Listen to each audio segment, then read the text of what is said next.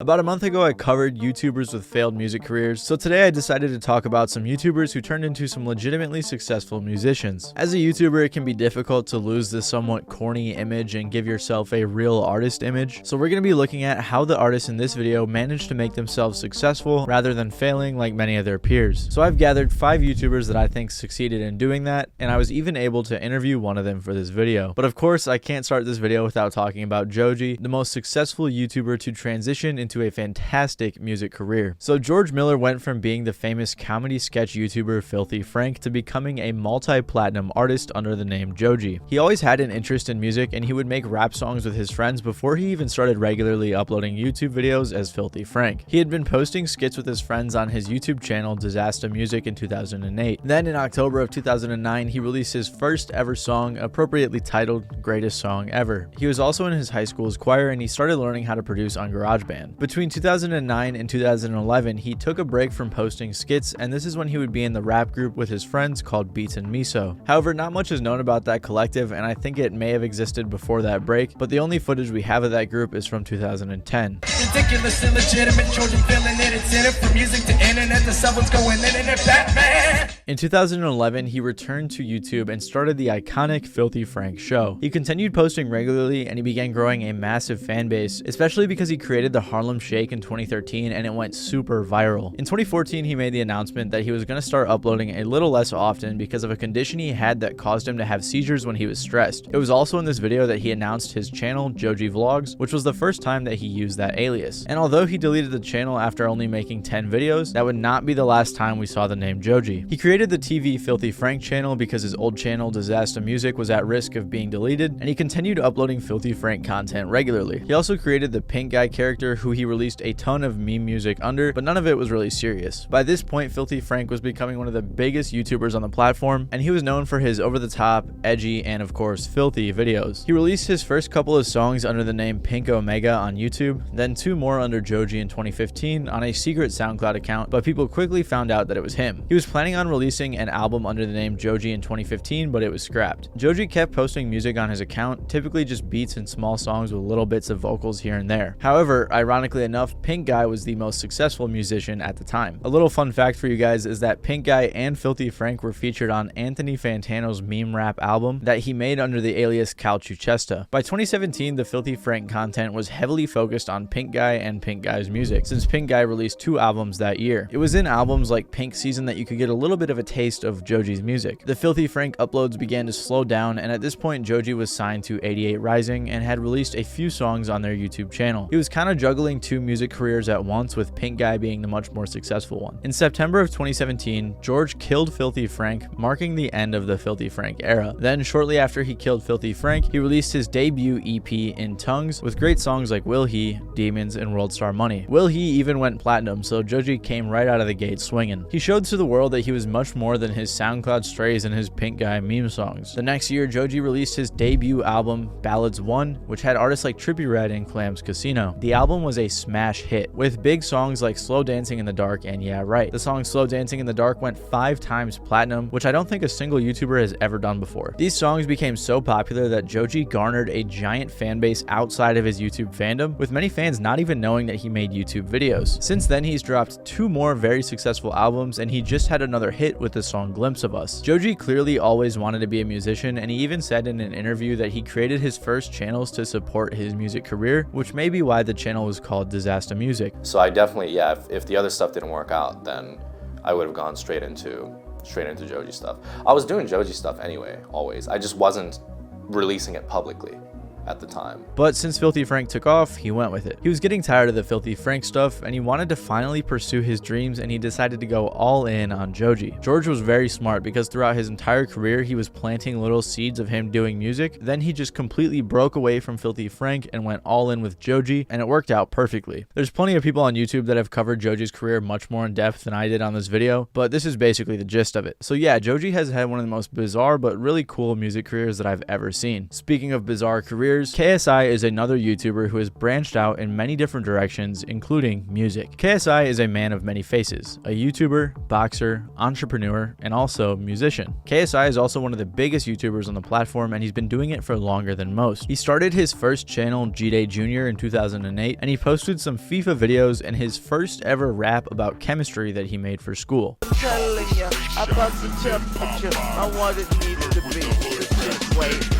He then made the KSI channel, and he also did a rap in Modern Warfare, which I guess would be his second song. He then started doing more FIFA videos, then did different types of gaming videos, moved on to comedy videos, and he continued doing a wide variety of different things throughout his career. In many of his videos, whether it's comedy or gaming, he would find a way to infuse himself rapping, but typically he had a little bit of humor in it. However, one thing is clear, and that's that he's always liked music. One of KSI's earliest songs that could be considered a serious one is when he featured on a song by Sway called No Sleep. He then later signed to Sway's record label called Decipher Productions. His first official rap song was Lamborghini in 2015, and it even hit 30 on the UK singles charts. It wasn't a very serious song, and it wasn't really meant to be taken seriously, but it was definitely a fun song that fans enjoyed. He continued to release a few EPs and singles, but he wasn't really known for his music, and people that did know his music didn't really take it too seriously. He even said himself that music was just a hobby that he did alongside his videos. But like I said, KSI was signed to a label which allowed him to get features from artists like Waka Flocka, Stefflon Don, JME, and more. In 2017, KSI left his group called the Sidemen, and they staged this whole fake beef. They made tons of diss tracks against each other, and they used it all to promote themselves. Their diss tracks got tons of views, and they made tons of money from it. This was all during the diss track era of YouTube, which KSI obviously took part of. KSI dissed Logan Paul, Quadeca, and more. In terms of his music, he was probably most known for his diss tracks and his less serious songs, leading people to see him more of a YouTube/funny rapper more than an actual artist. He continued putting out music from 2017 to 2019, and he even signed another record deal with RBC Records and BMG in November. They wanted to take his music to the next level and further develop his music career in the US and internationally. And I think it was after he signed to this label that his music career would be taken much more seriously. I'm kind of now at a point where I'm able to really find my sound, make good music, and I'm happy with the music that I'm producing.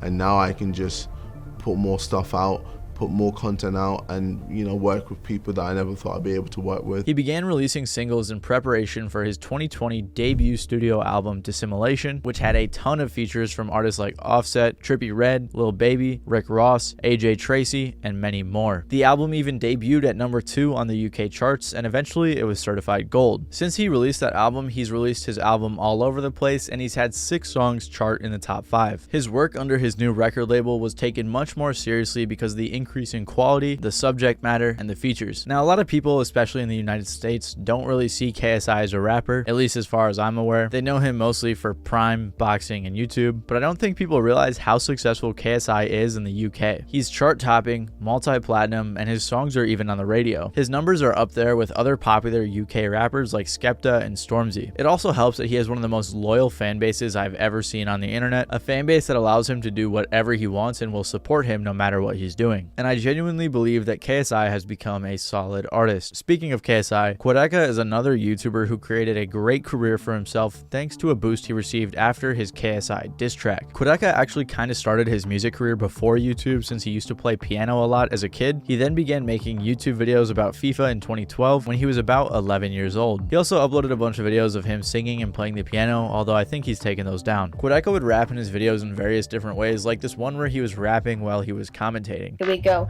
We make our way into the first game. We pass it to Emmanuelson, and I don't know how to pronounce his name. As we cross it to Mitri with a diving header, everybody knows that we are so much better. He would continue growing his fan base with his FIFA videos, eventually gaining tens of thousands of subscribers. Along with his FIFA videos, he would occasionally post rap-related videos like parodies or this video of him and his friends rapping at McDonald's. But 2015 is when Quadeca would release his first project called Work in Progress. He also performed for a school talent show the same year. It was clear that Quadeca had a passion for music. However, it wouldn't be the focal point of his content until around late 2017 and 2018. Up until that point, it was mostly FIFA videos with the occasional rap video, which he would use to promote the music that he was releasing on the side. Throughout 2016 and 2017, Quadeca released a couple of projects, and apart from his serious music, he would also post diss tracks and other fun raps. Then in March of 2018, he released his first ever episode of the Styles of Rap series, where he would rap in the styles of various different artists. This video, along with the rest of the series, was extremely extremely successful, and it helped him grow his audience quite a bit, but it would be minuscule in comparison to the growth that he would receive from posting a life-changing video, and that was the KSI diss track Insecure. He responded to a comment KSI made about him not being good, and his diss track went viral. The feud with KSI was all over the internet, and Quadeca experienced crazy growth, and honestly to this day I really do like that diss track. It's probably one of the best ones from the whole YouTuber diss track era. Regardless, Quadeca was blowing up because of this, and combined with his styles of rap series and other popular rap related videos, he was cultivating a strong fan base. He released his album Voice Memos in 2019, and it was very successful. He even got a Genius interview for his song Quadeca was super involved in the fast rap YouTube rapper kind of section of YouTube with other artists like Crypt and Dax, and it was very popular at the time. However, Voice Memos had songs like Man on My Left Shoulder and A Dream I Can't Remember, which showed hints of a different style he would eventually pursue. At this point in his career, he was still both a YouTuber and a musician, and was succeeding in both. Quadeca was pulling in millions of views on every video and song. However, in late 2019 and 2020, his uploads became much more sporadic, and he would eventually take a very big break from YouTube, leading up to his next album, From Me to You, which was released in 2021. This album was super experimental and was produced almost entirely by Quadeca himself, and it was obvious that he was both evolving and transitioning as an artist. It performed very well, especially the songs Where'd You Go and Sisyphus. He even got features from artists like Guapdad 4000, IDK, and Play That Boy Zay. All super good artists. Those guys are pretty underrated. They're pretty good. I like them. Following this album, he released a few more YouTube videos that weren't music videos, and then he disappeared again. Apart from appearing in the occasional Hive Mind videos, he seemed to be pretty much done with YouTube in preparation for his next album, I Didn't Mean to Haunt You, which was released in 2022. This was by far his best album to date. It was very experimental, fully self-produced, and beautifully crafted. It was a conceptual album that was way different from his earlier music. With this project, he was able to solidify himself as an exceptional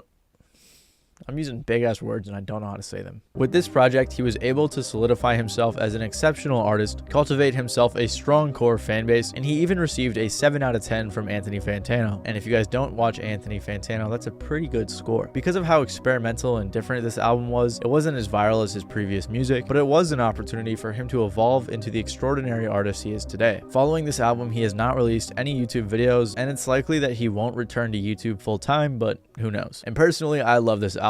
I thought it was phenomenal, and I gotta say, for this video, I'm a huge Quadeca fan. I even used to make COD montages with his music. Get up on the pills, that is not the case. How we tell them no deal, hey, no deal. I said no deal.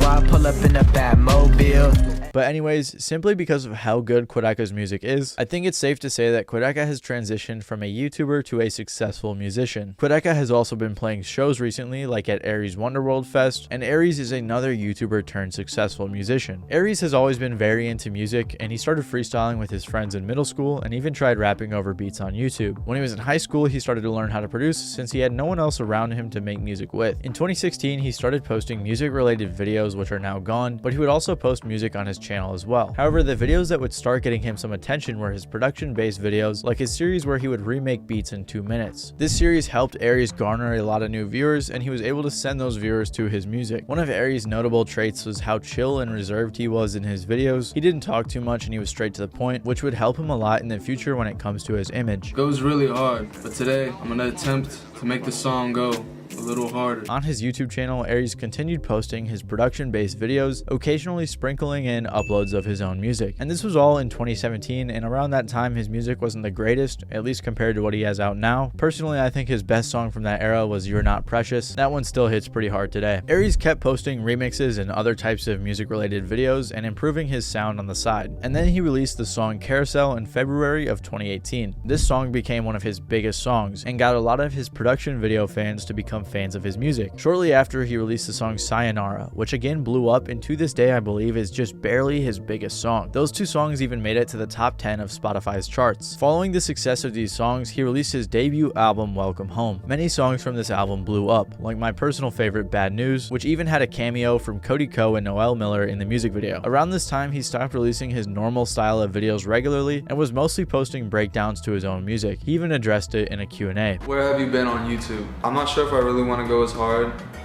doing those like remix videos and stuff. I do love doing those remixes though. So will you do more songs made in 2 minutes videos?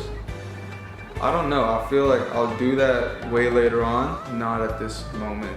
I don't want to really do that. Following that Q&A, he mostly posted his own music on his YouTube channel with the occasional breakdown in Q&A, but he clearly was focusing mostly on his music, and it made sense with how successful it was. Following his Welcome Home tour and the pandemic, Aries prepared to release his next album, Believe in Me Who Believes in You. The first single was released in October of 2020, and after a few more singles, the album was released in November of 2021. It was also his first album through Columbia Records, as before he was an independent artist. The album was phenomenal and quite a different style from his last project. It may not have been as viral as his first, but it still performed very well, and by this time he clearly had created his own solid core fan base. Personally, I love this album, and I even got to see him live in Chicago, and it was a really good performance. Since the release of this album, all of his content is related to his own music, and he doesn't upload too consistently, but he is constantly touring and performing, so it makes sense. He even has his own festival, Wonderworld Fest, which has included artists like Breakins, Quadeca, Eric DOA, Jaleel, Midwest, and many more talented artists. And again, because of his great music and reserved personalities in his earlier videos, it's safe to say that Aries is another successful YouTuber turned musician. A newer YouTuber who just started making music is Tuv, one who has been recently blowing up on YouTube. Tuv is a YouTuber who's been doing YouTube for a super long time, but like most people, he was just uploading random things. He started gaining a bigger fan base when he started making video essays and hopping on trends, and then he experienced his first taste of virality when he released his Smoking That EDP 445 pack Where He Got Caught on April 27th of 2021. A few months later, he uploaded one of his most viral videos to date, and it would change the direction of his YouTube channel forever. The video was called Darkest TikTok Iceberg, and it is still his biggest video to date. He continued uploading morbid videos and began blowing up. After his TikTok Iceberg, he went from 76,000 subscribers in August of 2021 to 1.3 million by August of 2022. With his newfound internet fame, Tuv decided to drop his first official song, Cherry Soda, on February 24th of 2022. Following that, Tuv dropped a few more singles, and then he released his first ever album, Ear Candy, in January the following year. But what a lot of fans didn't know is that Tuv's been interested in music for a long time, and he's actually been releasing songs for quite a while. Only a couple can be found on his YouTube channel, and the rest are lost. But Tuv is actually in a much earlier stage of his music career compared to everyone else on this list, and he's accumulated a decent fan base for his music while continuing to upload his YouTube videos regularly. So, as a newer YouTuber doing music, I figured I'd ask him a few questions on his thoughts about being a YouTuber who makes music. So what do you think the current stigma is for YouTubers that make music? Honestly, I think we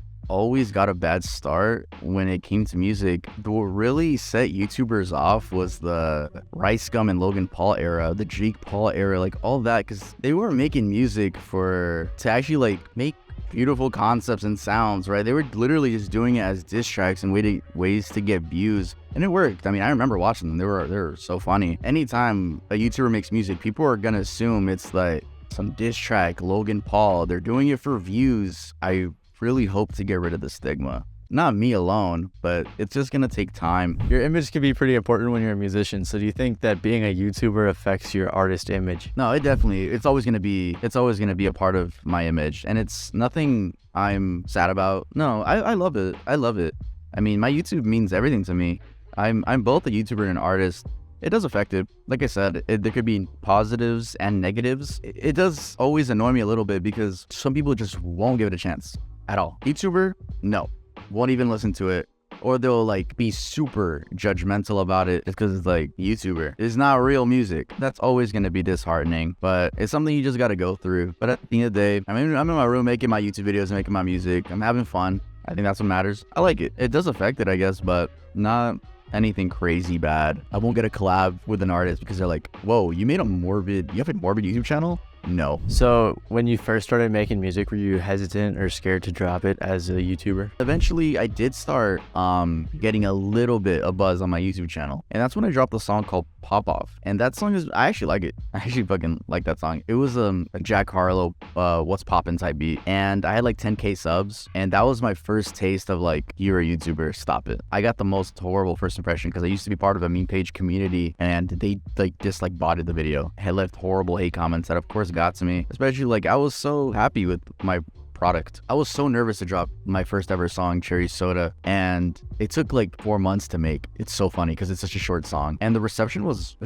pretty good. It's to this day my most streamed song. People liked it a lot. Of course there's a lot of hate, but the love outdid it. I was so I finally have a song out. Finally. Yeah, I was super scared to drop the first single. I'm always scared to drop music. It's going downhill now. Yeah. Because now I know I have the music fan base, but I definitely was scared to drop Cherry Soda. But with Ear Candy, which is my first album, I guess it is my debut album. It was mixed by me and Gunner together. Yeah. But I was really nervous. I was like, this is it. Like, people can judge me for a body of work. Like, of course the fans love it. Being a YouTuber, I have fans that listen to all genres, you know? I have people listen to Kanye, listen to Breakins, NBA Youngboy, Joji, Tyler the Creator, The Weeknd, Sam Smith, you know, they listen to everything. So when they all come together to see what I just dropped and they see that it's more hyper pop, synth pop, alternative sounds, they don't take it seriously. It's saddening, especially like seeing how harsh people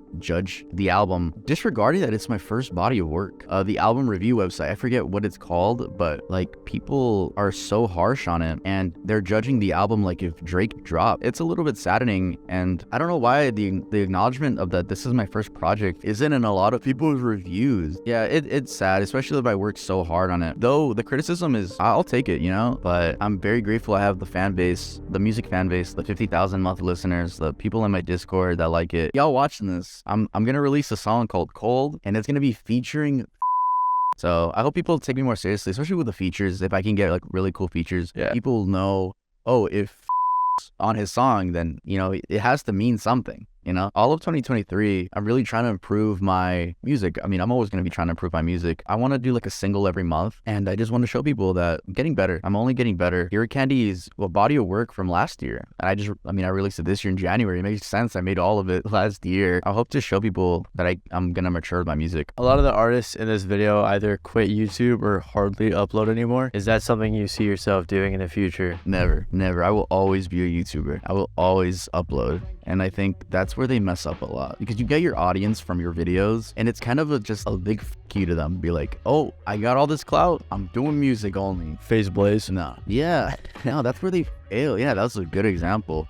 No. Guys, you guys that are watching this, I'll always be a YouTuber. And though my upload schedule may be a little bit like bad, it's not because I'm just doing music. And also, I always love bringing this topic up. I can't get my emotions out in a video essay. I can do it in music though. So it's very good. It's therapeutic. I love it. All right, so that might have answered the next question, but if you could pick one, if you could be successful in either one you pick for the rest of your life, would you pick music or YouTube? Oh my God, YouTube. It's like every kid's dream is to be a YouTuber. Oh yeah, I'd for sure pick YouTuber.